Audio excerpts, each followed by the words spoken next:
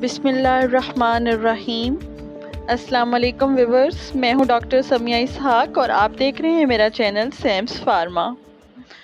Video की तरफ जाने से पहले मेरी आप सबसे रिक्वेस्ट है मेरा चैनल सब्सक्राइब कर लें ताकि मेरी आने वाली तमाम वीडियोस आप तक बआसानी पहुंच सकें।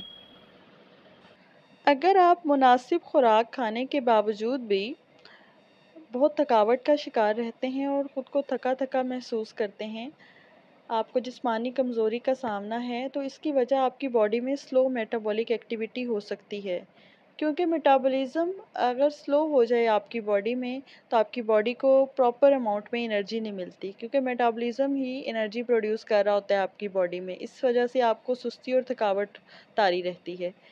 इसके लिए भी अगर आप काली मिर्च और लहसुन का इस्तेमाल करें, लहसुन का पेस्ट बना लें और उसमें 3-4 अदद काली मिर्च डाल लें और इस पेस्ट को रोज़ाना सुबह 1 चम्मच आप ले लें पानी के साथ।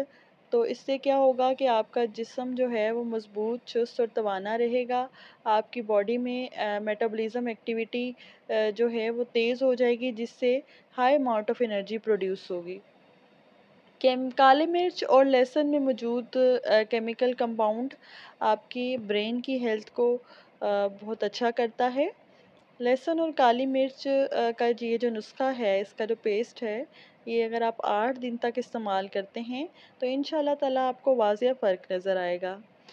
इस नुस्खे में जो मौजूद लहसुन है, ये आपके बॉडी में मौजूद जहरीले और फाजिल मादों को बॉडी में से ख़ारिज करवाता है। लहसुन का इस्तेमाल ब्लड को साफ़ करता है और जिगर में मौजूद जितने भी टॉक्सिन्स होते हैं उनको रिमूव कर देता है।